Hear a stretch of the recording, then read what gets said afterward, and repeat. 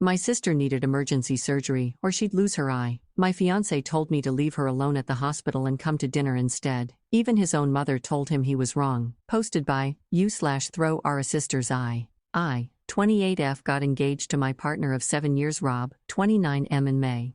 Both sides of our family were really happy about this, and we had a big family meal 2 weeks after getting engaged.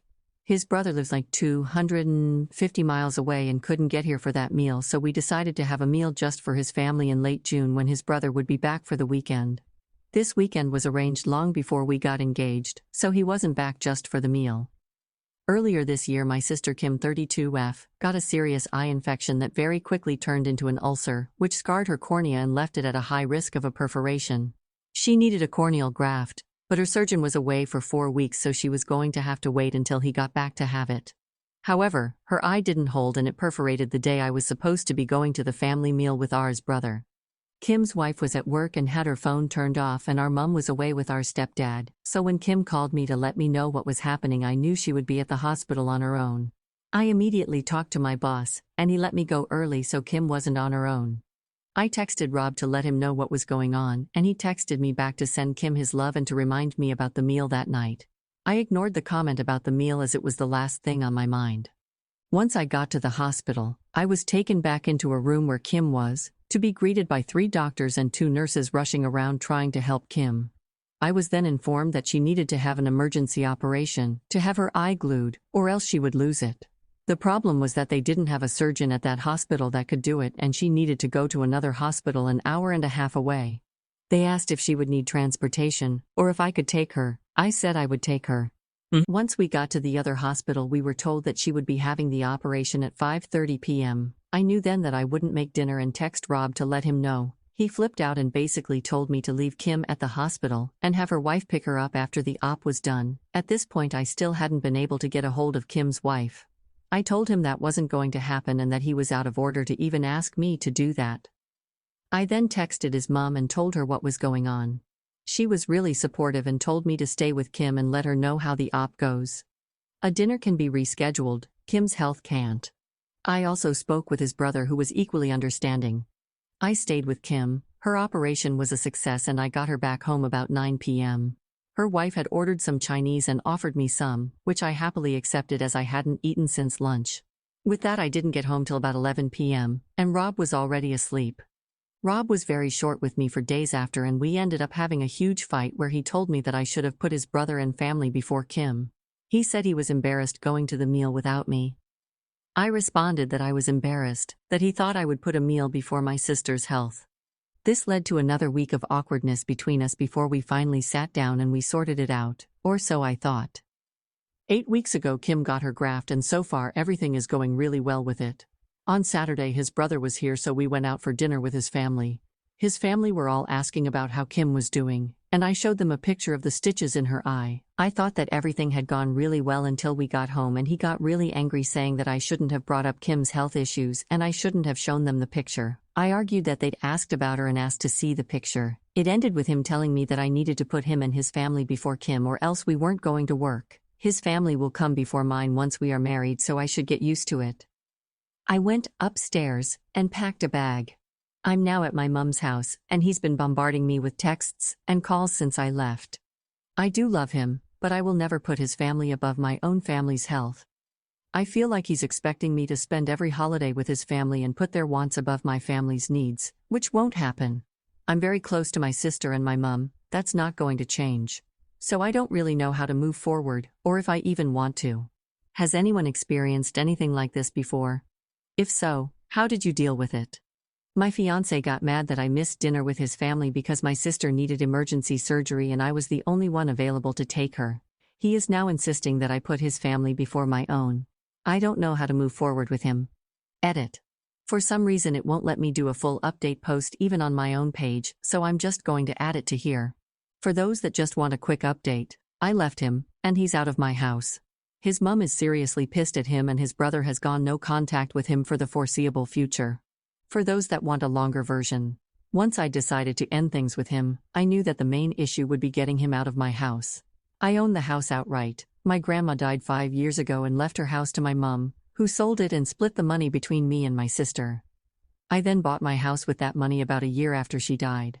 I got in touch with my stepdad's friend, who is a landlord the day after I wrote my original post, who then put me in touch with his solicitor.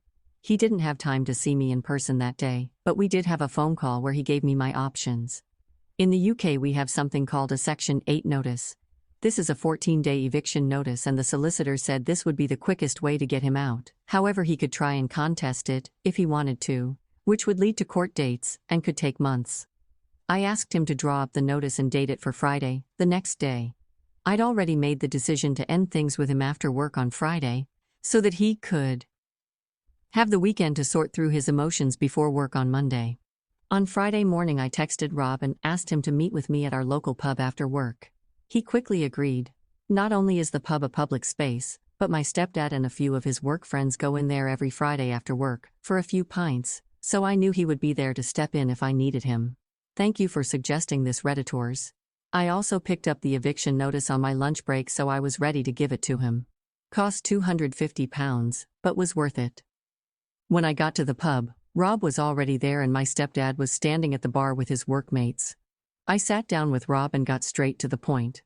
I told him that it was over. I couldn't be with someone who didn't give me any support when I was going through one of the scariest moments of my life and expected me to drop my family for him. It didn't matter what excuses he could come up with. I wasn't interested. I'd made up my mind, and we were done. He stared at me in shock for what felt like an hour, but was probably only a minute or so.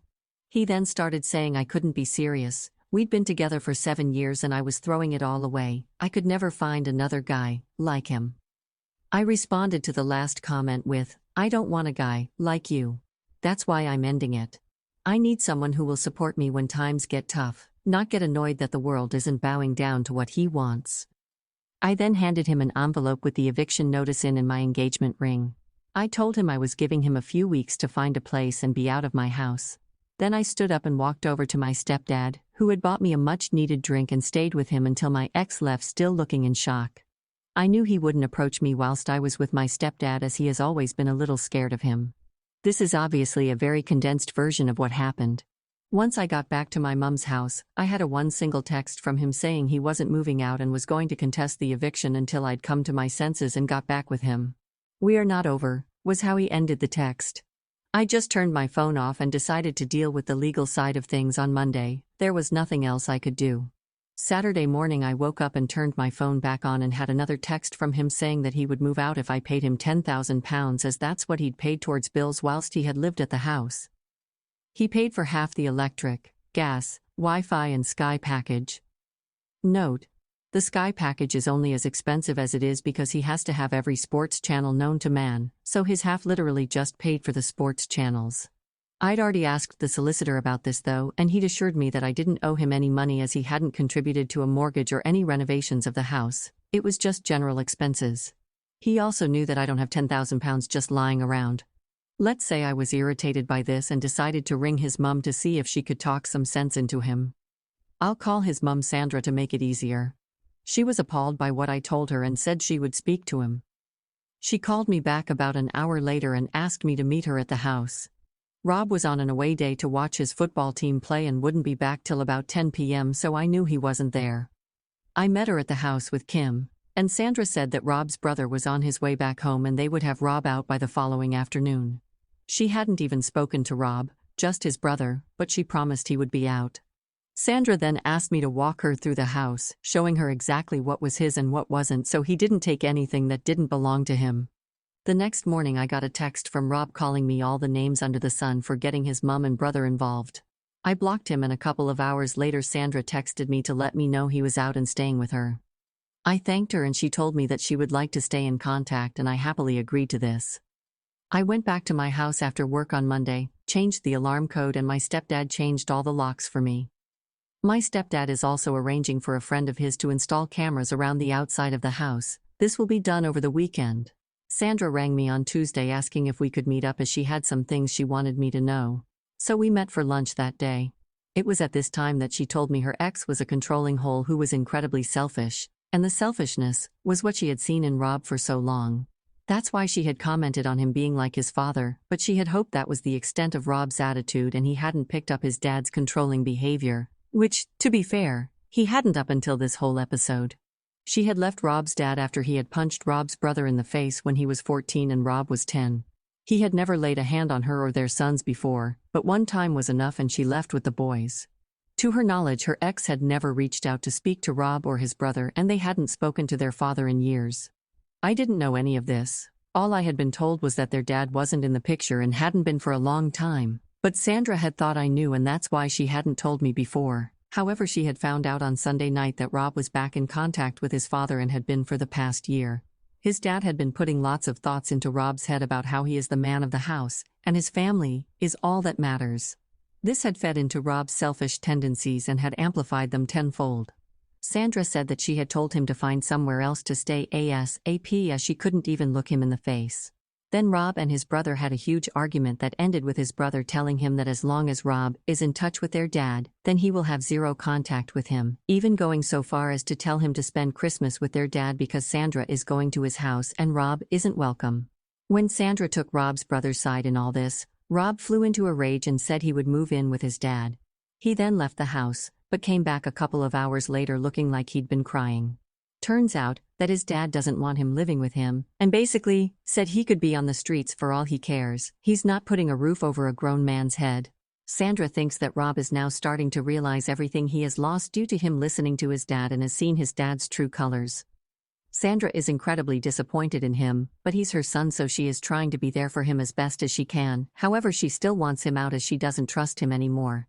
His brother still won't have anything to do with him. She has also told him to stay the hell away from me as I don't need to be brought into this, and he has promised her that he will.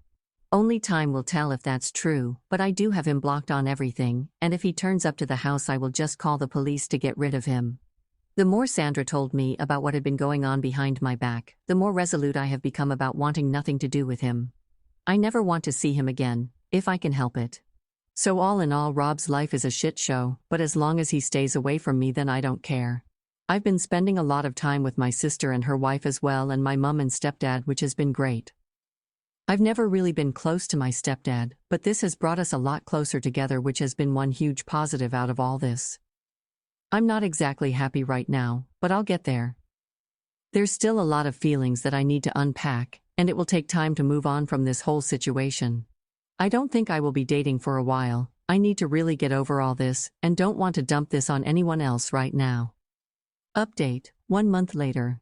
So I 28F posted on relationship advice before about my now ex 29M. The post and update is in my profile, but basically my ex-fiancé wanted me to put his family before mine even at the cost of my sister's health. I ended up breaking up with him over it, and he was forced to move in with his mum, who then found out that he had been in touch with his abusive dad, who was twisting his view on how a relationship should work. Last I heard was that his mum was kicking him out as she would not have anyone in her house that was in contact with her ex, and that he had tried to go live with his dad, but his dad had refused. I was completely NC with him. So his mum was the one that had told me this. I'll call my ex Rob and ex-mum Sandra to make things easier. I hadn't heard from Rob in weeks, but yesterday he showed up at my house. I had the chain on my door, so opened it with that still attached. No way would I let him in. He basically told me that he had nowhere to live. His mum isn't speaking to him, and his dad won't put a roof over a grown man's head. His words, not mine. He asked if I would take him back or at least let him live with me. No way in hell would I get back with him, and getting him out the first time only went easy because his mum stepped in to help.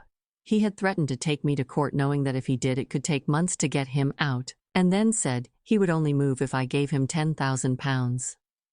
I contacted his mum, who was furious about that, and she turned up with his brother and forced him out. I told him that there was zero possibility of him ever living with me again, and that we were 100% over.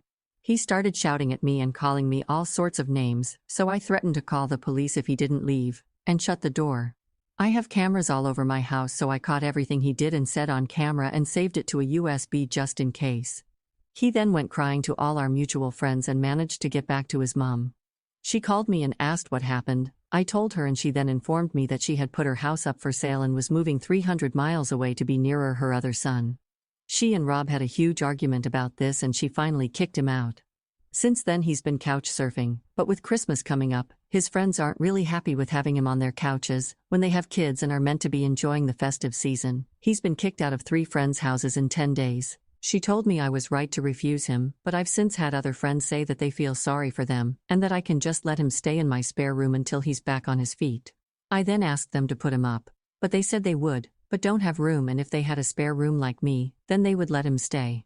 My family and his are on my side, but I'm starting to doubt myself with what a couple of my friends have said.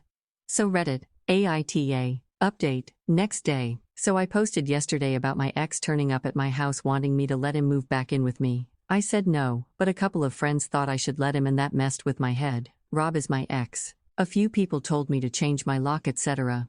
I did that and changed my alarm code, as well as my stepdad got his friend to put up 4 cameras around my house. I'm also going to start shutting the gate so that no one can walk up to the house without ringing the bell there first. I put in an edit that I was going to meet with one of Rob's friends' wives for lunch today, and I have to say that it was informative for sure.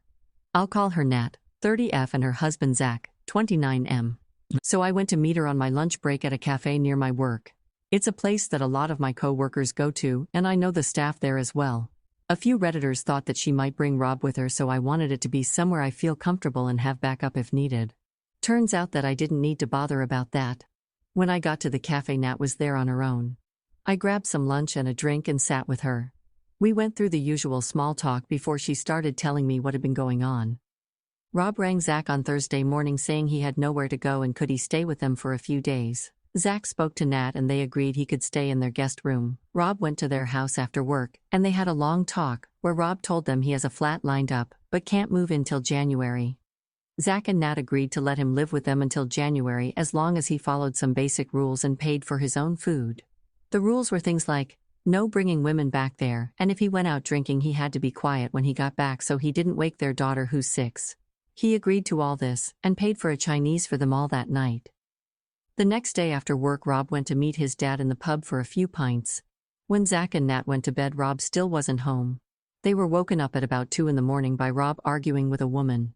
Apparently, Rob had met this woman in a bar, took her back to Zach and Nat's house, got his pleasure, and then told her to get dressed and fuck off once he was done.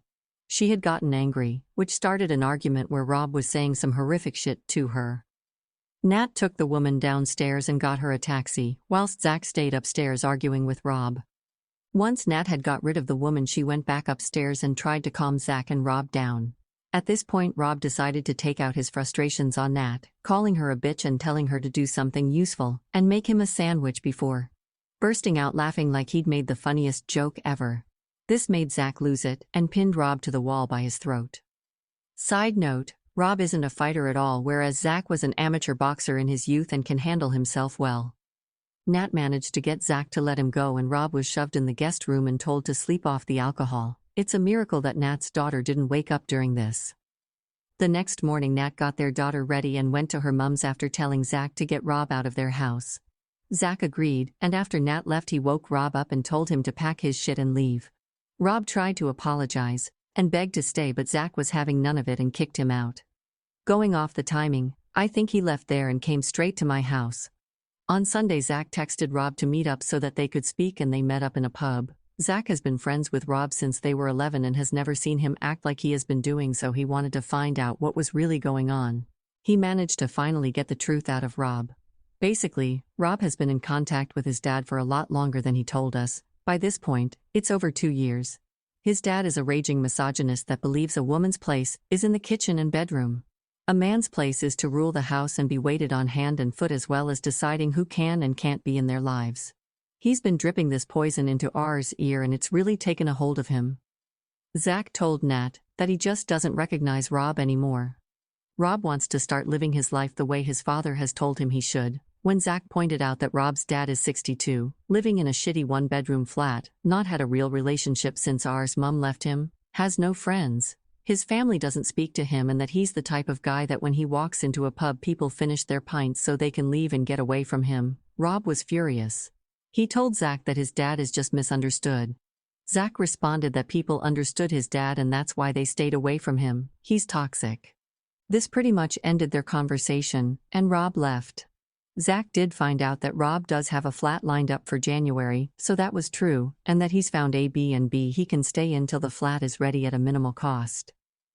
Zach and Nat have also decided to go NC with Rob, as they don't need that toxicity around them, but especially not around their daughter. A few Redditors had said it sounded like Rob was on drugs, so I asked Nat what she thought and she doesn't think so, but can't be sure. She and Zach think that Rob is just so far under his dad's thumb now that he's completely changed as a person. He believes that everything his dad says is gospel. She did let me know that Rob has a burner IG account that he is using to check on my IG, and I immediately made my account private. He had said something about seeing me waste money on a stupid amount of Christmas presents when I couldn't even help him out with Zach on Sunday. I'd been to a Christmas market on Saturday afternoon and had posted pics on IG. All of this just made my resolve stronger that he will not be getting anywhere near my house again. It also made me realize that I don't have any feeling for him anymore other than frustration at how he's acting and some sadness at how far he's fallen from the man I once knew. I thought that hearing he had another woman in his bed would annoy me, but there was just nothing. I couldn't have cared less. I thanked Nat for the info and we agreed to keep in touch. We won't be as close as we were when I was with Rob, but it feels good to have someone who knows the entire situation and has seen Rob's behavior with his own eyes. Update: 22 days later from last update. Still have people reaching out to see if I'm okay.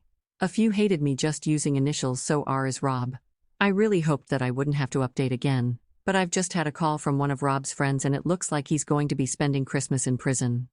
Apparently, he went out on Saturday night with his dad and they got into an argument which turned physical. Rob isn't a fighter, however he is bigger and stronger than his dad, and it ended with his dad falling backwards and hitting his head off a wall, knocking him unconscious. The staff in the pub called the police and an ambulance, but Rob left before they got there. Rob's dad had to go to hospital, where he still is. I'm unsure of his exact injuries, but they're not life-threatening. He must also be awake as he is pressing charges against Rob, however they won't keep him in unless absolutely essential at this time of year. Rob was arrested on Sunday morning at the B&B he's been staying at and had to appear in magistrate's court on Monday. Due to him not having a fixed address right now and the fact that his dad is still in hospital, he's been remanded on a Section 18 with intent. Unless he can find a permanent address to go to, then he won't be getting out until his trial at Crown Court. I know his mum is already with his brothers over 250 miles away, so I don't think she will be able to help right now. Finding this out has actually given me a sense of peace right now. I've been trying to ignore it, but the chance of him turning up and spoiling Christmas has been at the back of my mind ever since he turned up at my house. I'm hoping he stays in over Christmas so that I can just relax. I went round to N and Z, here known as Nat and Zach, to drop off a present for their daughter, a bottle of Bell's for Zach and a bottle of Prosecco for Nat for Christmas, and had a cup of tea with them whilst they filled me in on what's going on. Rob will be in over Christmas, but will likely get out early January. His lawyer is trying to get the charges reduced from Section 18 with intent to a Section 20. I only found out today that a Section 18 with intent is one step down from attempted murder, and you're looking at double digits in prison if you get found guilty. Section 20 is a lot less severe and is usually a 2-year suspended sentence for first-time offenders, which he is. His lawyer has said that if he pleads guilty to Section 20, then CPS will lower the charges to get this one over and done with ASAP, as the courts are ridiculously backed up in the UK right now, and prisons are full. Zach went to the B&B he was staying at and got Rob's stuff, which is now sitting in his garage as one last favor to Rob. Zach's words: "He can't get in touch with me without my consent whilst he is locked away. The prison literally has to ring me and ask if it is okay that I get put on his approved call list, and only then is he allowed to ring me, which won't be happening." I've also spoken to his mum, who has basically washed her hand of him for the time being. She thinks that he needs to learn his lesson, and maybe spending Christmas in a cell will teach him how much he's lost the plot. She has spoken to him and said that he's now saying the right things, but only time will tell if he means them. He is talking about moving to be near his brother to get away from their dad, so maybe he has seen the light. His brother has refused to go onto his call list, so Rob can't contact him, so I don't know how that will work. As for his dad, he is still in hospital with a broken hip and has had to have surgery to fix it. The broken bone and head injury is why the charges are so high right now. I feel like a weight has been lifted off my shoulders, knowing he can't ruin my Christmas. I'm just about to pack everything into the car and go and stay at my mum's house until January 2nd, but thought I'd finish the year off letting everyone who's helped me and supported me through this know what's going on. Merry Christmas to everyone that celebrates it, and hope everyone is doing well. Update: 6 months later. Hi y'all, sorry it's been a while since my last update, but I wanted everything to be finished before I updated again. Rob spent Christmas on remand in prison. He didn't get out until the second week of January, and that was only because his mum agreed to let him stay with her again. He had his plea hearing the first week of February, where he pleaded guilty to a Section 20 assault. He then had to wait until last week to get his sentencing court date. I didn't know how much actually goes into sentencing.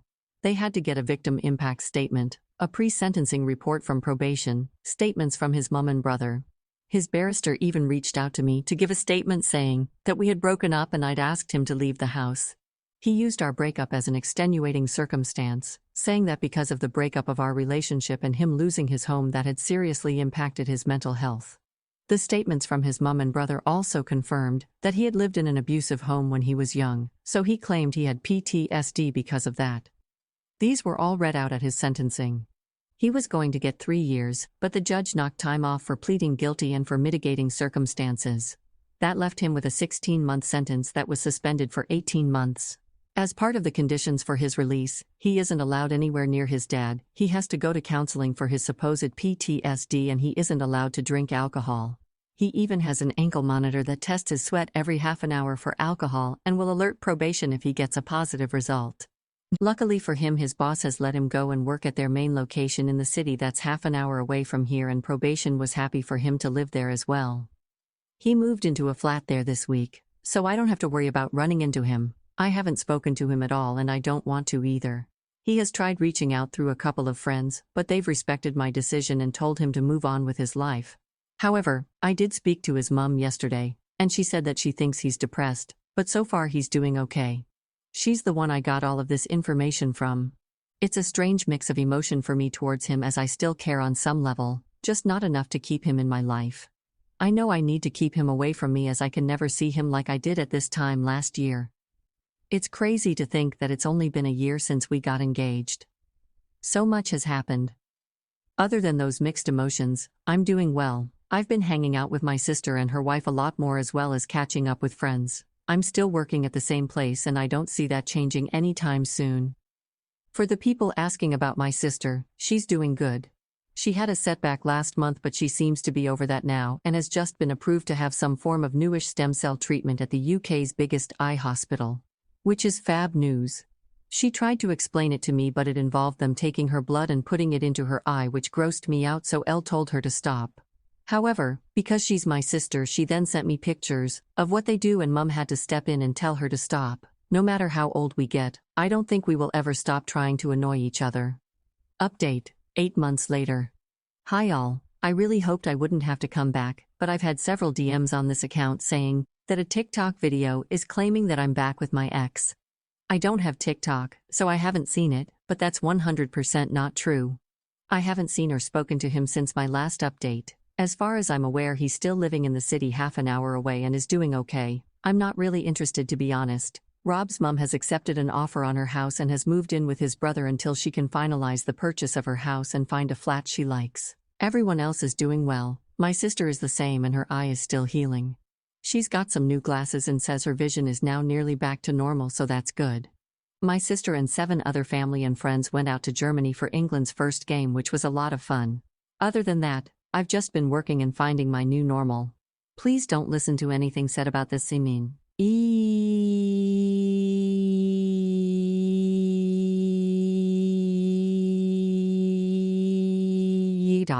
YouTube, or anywhere else. I will not be getting back with Rob. That ship has sailed off the edge of a cliff. Final update. So, I got a new phone and completely forgot about this account. I only came back as I bumped into Rob a couple of hours ago, and I remembered about this. Logging on, I've got messages saying that Rob has posted his version of the story here. He hasn't. He doesn't have Reddit. He hates all types of social media. He has Instagram, but that's it, and he barely ever uses it. So whoever has posted something saying that they're him, it's bollocks. On Rob, he still lives in a nearby city and was just back to visit some friends. We had a quick hi and bye conversation, that's about it. I've been dating someone for the past 6 months and things are going slowly, but great so far. I'm not sure about Rob, but he seemed to be doing okay. That's it. I just wanted to address the ex's story crap I've had messages about. I haven't read it as I don't know where to find it, but it's apparently been on TikTok, which I don't have.